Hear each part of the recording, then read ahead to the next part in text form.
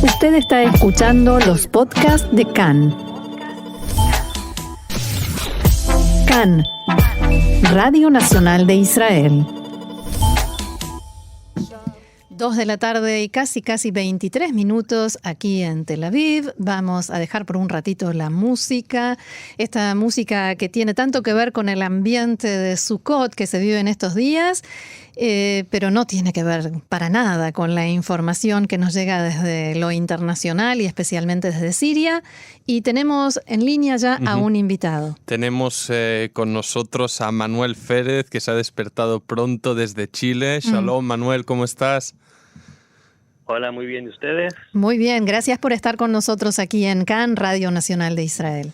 Bueno, introduzco brevemente a Manuel. Estuvo con nosotros hace unas semanas hablando de otras cuestiones sobre palestinos y judíos en Chile. Hoy Manuel, que es profesor especializado en Oriente Medio y sobre todo sobre la cuestión kurda, que es de lo que venimos hablando recientemente en el noticiero, nos va a dar un poco más de profundidad sobre esta cuestión para entender qué es lo que pasa, lo que está pasando en el noreste de Siria, pero sobre todo también para entender quiénes son los kurdos y qué es lo que están un poco afrontando. Manuel, ¿qué nos dirías un poco para empezar nuestra conversación fuera del ruido que vemos en los titulares, en el Twitter, lo que dice Trump, lo que dice Occidente o lo que no dice?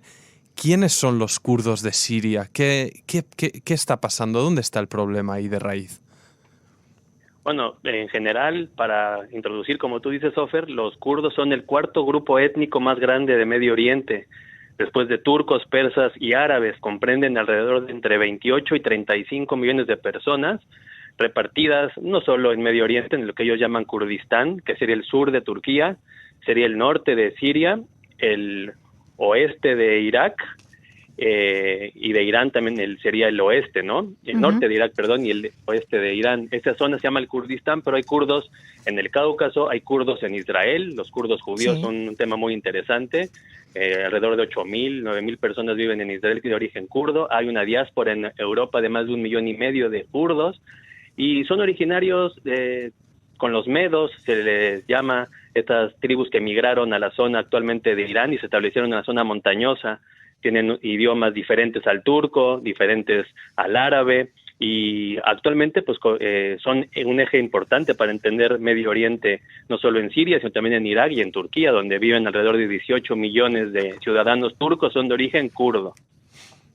Pero, Manuel, lo que sí que es cierto, vemos obviamente los kurdos, esa, digamos, gran nación sin Estado en Oriente Medio y repartidos en la geografía de varios países, pero la particularidad de Siria es que, a pesar de la tremenda guerra civil y de los conflictos tanto internos como externos que pasaron en el país, esta región kurda al norte del país, dentro de todo, permanecía en relativa estabilidad, con una semiautonomía. ¿A qué se explica, cómo explicarías, Manuel, que esta parte del país vivió un poco alejada de la dinámica de la brutal guerra civil de Siria? Esta pregunta es clave para entender lo que pasa ahora, ¿no? Los kurdos de Siria habían sido bastante apolíticos, a diferencia de otros kurdistanes, habían sido bastante pasivos por el régimen sirio, que había sido muy fuerte contra ellos, muy brutal. Desde el 2004 hay un levantamiento en la ciudad de Qamishli, es el levantamiento de Sherhildan, que se origina por un partido de fútbol en donde un equipo kurdo, el Qamishlo, se enfrenta al Deir al-Zor, que es árabe sunna, empiezan los golpes, etcétera, y desde el 2004 en adelante empieza a pasar lo que ustedes dicen. Hay un proceso de desconexión de la zona kurda de Damasco. Es un proceso alternativo de nación, un proceso alternativo muy ecologista, muy feminista, tiene características muy interesantes, pero cuando explota la guerra civil en el 2011, Bashar al-Assad y su régimen toman una decisión estratégica, que es dejar el norte en manos de los kurdos para concentrarse en el enemigo más cercano, que era ISIS, ¿no? Y todo este levantamiento social que tenía. Ahí aprovechan muy bien los kurdos de Siria para empezar a establecer este estado alternativo o esta propuesta alternativa de estado, y no sé si está correcto de llamarle estado, pero digamos este tipo de sociedad, de comunidad. Y si me preguntas, mi respuesta es eso, es la decisión del régimen de Bashar al-Assad de abandonar la zona en aras de concentrarse en lo que logró al final, que es derrotar a ISIS y a la insurgencia siria. Uh-huh. Ahora, más allá de un partido de fútbol que seguramente es el catalizador, así como la guerra civil siria no se produjo por un graffiti de unos adolescentes, sino que también fue digamos, el catalizador, ¿qué divide a los kurdos de los distintos kurdistanes y hasta qué punto esa división interna les impide tener su propio Estado? Esa es buena pregunta. El Kurdistán iraquí, que tiene una autonomía bastante desarrollada, es más tribal y está en manos, digamos, de las familias de los clanes Barzani y Talabani. Uh-huh. Los kurdos de Siria tienen una postura más cercana al PKK, que es lo que los enfrenta con Turquía, que es una postura más comunista, más alejada de lo clánico, ¿no? El Kurdistán sirio, para sobrevivir históricamente, ha tenido que apoyarse en algunos enemigos del régimen sirio, ¿me explico? Claro. Irán, por ejemplo, los ha apoyado para cuando Siria los había oprimido, y al revés, no todos los estados han usado a sus kurdos o a los kurdos de afuera para sus objetivos. Entonces, tu pregunta es interesante porque no necesariamente por kurdos se unirían, que es la narrativa que prevalece en los medios, se unirían con el Kurdistán iraquí. El Kurdistán iraquí es muy dependiente de Turquía en muchos sentidos. Incluso si te fijas, no han sido tan duros en condenar a los turcos, sobre todo los Barzani, que son los que lideran más bien el Kurdistán iraquí, porque están muy aliados con Turquía. Turquía tiene un asunto pendiente con el PKK desde 1984, y Turquía, para impedir que se le condene, lo que dice es que el desarrollo kurdo de Siria está apoyado por el PKK. Eso es lo que han ustedes visto en los medios, ¿no? Sí. Que es las fuerzas sirias son iguales al PKK, eso justifica porque el PKK la gran justificación. Es una organización terrorista, sí, claro, pero no es real, ¿no? No es tan real. Y centrándonos ya, Manuel, un poco al desarrollo de los acontecimientos que pasaron desde la semana pasada, ¿no? Este inicio de la operación, ¿cómo es? Manantial de Paz, la apodó el presidente turco Erdogan, con creativo, el fin alegado por Turquía de crear una zona, una buffer zone, que se dice, una zona, ellos dicen, libre de elementos terroristas en su frontera sur con Siria. Y mi pregunta un poco, Manuel, es que nos expliques cuáles son las verdaderas intenciones de esta ofensiva y si realmente Erdogan estaba esperando a este momento en que Trump salió y, para sorpresa de muchos, les dijo a sus aliados kurdos de todos, yo diría. Sí, que ahí se queden, ¿no? Explícanos un poco la dinámica de cómo se ha cocinado esto. Mira, yo puedo entender la lógica y la racionalidad de todos los actores que vamos a platicar ahorita, menos de Trump. O sea, yo entiendo la racionalidad de Rusia, yo entiendo la racionalidad de Bashar al-Assad y el régimen, entiendo la postura de Erdogan, aunque no la comparto, la condeno completamente, pero la puedo comprender. Lo que no comprendo es cómo Trump decide sacar las pocas tropas que le aseguraban una estabilidad en el norte de Siria a manos de Erdogan, porque lo que queda claro es que esta ofensiva turca estaba planeada hace años. O sea, estaba por lo menos pensada hace años y diseñada hace meses. Uh-huh. La forma en que han entrado a Siria te explica que esto no es un rebote. Esto ya estaba perfectamente coordinado, pactado a las altas esferas. Se dice que es una llamada de Trump con Erdogan. Y lo que intenta hacer aquí es controlar la zona kurda para evitar cierta autonomía que le pone muy nervioso por cuestiones internas. También Erdogan se quita presión interna con esta ofensiva. Tenía mucha presión económica Turquía, y se asegura ciertas partes que algunos analistas llegan a decir que podría amenazar incluso a sectores como Kirkuk y Mosul en Irak. Es una ofensiva de gran envergadura, o sea, muy grande, ¿no? Tan es así que Rusia tiene que entrar ahorita a detener a Erdogan, porque yo creo, es mi hipótesis, que Erdogan cruzó la línea roja que había pactado con Putin en la ofensiva, por eso esos Rusia 30 está tomando kilómetros. Las posiciones. Sí, y lo que tenemos ahora es una Rusia que está posicionándose para detener el avance turco, un Trump que yo no entiendo esta lógica.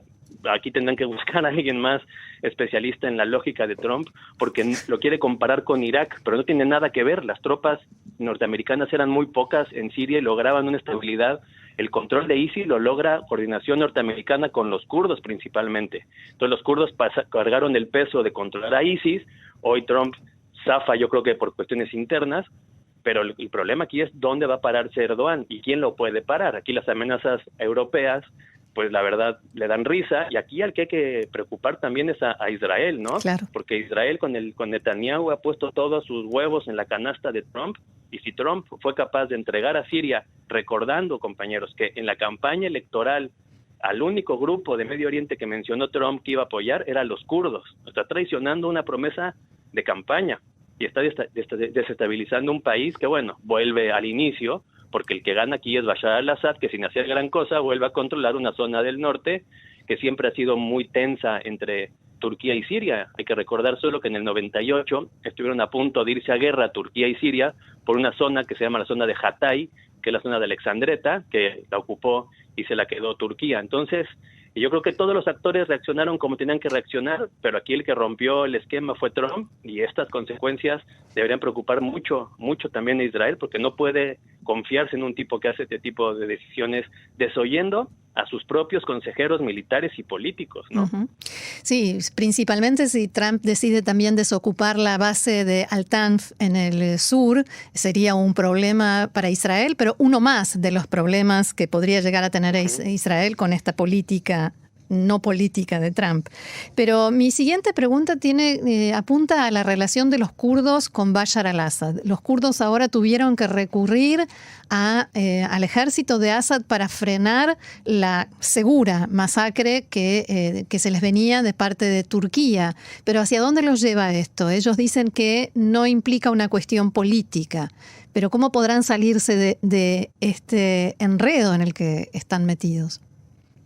Fíjate que esto es triste, pero los kurdos tienen que elegir qué veneno tomar, ¿no? Sí. Y toman el menos malo de los venenos. El menos malo de los venenos es pactar con un régimen que después de 8 años de guerra no va a tener la capacidad de represora que tenía, ¿me explico? También estamos idealizando a Bashar al-Assad. El régimen sirio no tiene tanto poder como parece, descansa mucho en fuerzas iraníes, en fuerzas rusas, en mercenarios. Entonces los kurdos, ante el escenario que es terrible, porque no tienen aliados, aquí voy a ser un poco duro, Israel también ha hablado mucho, pero ha apoyado poco a los kurdos, escogen acercarse coyunturalmente al régimen de Bashar al-Assad para detener a Turquía, ¿no? Se habla de algún tipo de constitución que otorgue cierta autonomía a los kurdos.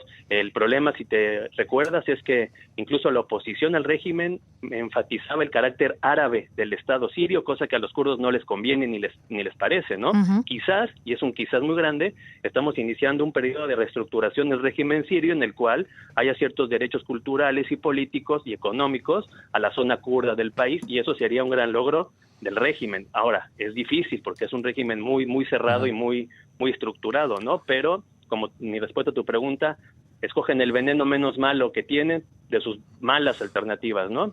Ese es un muy buen titular, me parece a mí, Manuel, sí. Lo de que escogen el veneno menos malo, y refiriéndonos a justo este último punto que comentas, es decir, tal vez ahora el régimen de al-Assad retoma el control de esta situación, y en esta posible nueva reconfiguración de lo que será Siria, hablas de que tal vez se cede un poco a los derechos o demandas de los kurdos, pero imagino que eso va a estar alejadísimo de esta práctica, de esta autonomía que levantaron, con estos principios que comentaste al principio, basados en un feminismo muy marcado, en un cooperativismo, ecologismo y demás ideales muy progresistas, muy avanzados, que no sé si pues van a quedar en los libros de historia.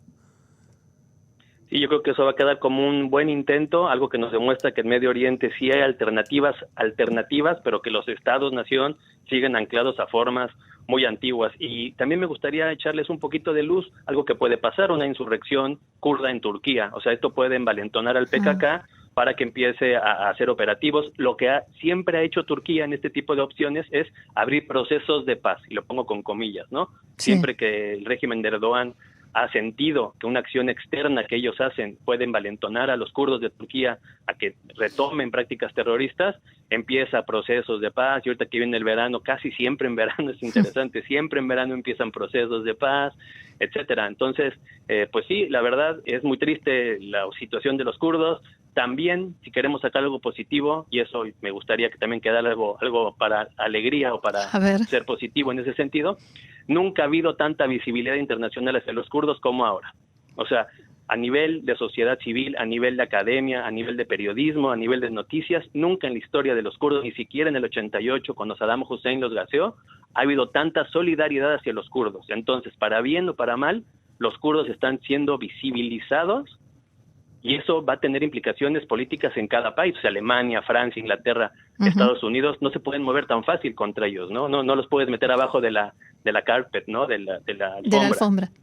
Por último, me gustaría preguntarte por mi parte, ¿cómo es esa zona del norte de Siria donde los kurdos establecieron esta semiautonomía? ¿Qué recursos naturales, qué riquezas hay?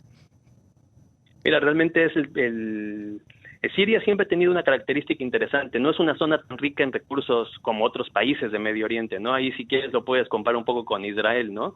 No tienen tantos recursos minerales, no tienen tanto petróleo, pero sí existe petróleo. La zona del norte de Siria es una zona agrícola. Si tú ves el mapa de Siria, las zonas agrícolas son el norte y la zona alagüita, la zona del Mediterráneo. El resto de Siria es bastante desértico. Entonces eso facilitó en esta opción kurda ciertos trabajos agrícolas, exportación a pequeña escala de productos agrícolas. Hay un tránsito de agua importante, incluso muchas de las ofensivas de ISIS y de Turquía se centran en el río que cruza la zona kurda, y realmente, si lo vemos a microescala, era una zona que comerciaba mucho con el sur de Turquía, comercio muy informal, en burros casi siempre, ¿no? Claro. Entonces era una zona conectada en ese sentido, ¿no? Pero sí les permitía, eso es un poco lo que decía Ofer, sí les permitía este desarrollo de un proyecto alternativo, porque si bien no tenían grandes recursos, sí tenían una capacidad económica interna, ¿no? Tipo kibutzim, si lo quieres ver así, ¿no? Es un poco esa cierta lógica, ¿no? Pero sí, tristemente tampoco tienen petróleo, gas como para negociar con alguna potencia, ¿no? O sea, la situación es muy complicada, pero al mismo tiempo, como insisto, es una fuerza militar muy importante y al mismo tiempo tiene una solidaridad internacional indudable, ¿no? Entonces serían los aspectos positivos a esto que es terrible, y todo apunta a Trump, pasará a la historia como una de las decisiones más equivocadas de la política norteamericana en Medio Oriente, y veremos si Bashar al-Assad y Putin logran establecer una Siria diferente que los incluya de alguna manera, pero lo dudo, sinceramente. Bueno, ¿cómo suena, no? De eso de a ver si Bashar al-Assad logra, ¿no? Suena... Algo bueno para alguien. Sí, si Bashar al-Assad logra integrar algo, suena mal. Suena mal a priori. ¿A dónde hemos llegado? A dónde hemos llegado, sí. Manuel, lamentablemente se nos acaba el tiempo. Es súper interesante escuchar tus reflexiones. Nos has aportado muchísimos puntos que dan luz a este conflicto que venimos tratando los últimos días, y te agradecemos nuevamente desde aquí, desde Tel Aviv. Estaremos en contacto en el futuro. Y nada, un abrazo, Manuel, y hasta pronto. Muchas gracias y shalom. Hasta la próxima.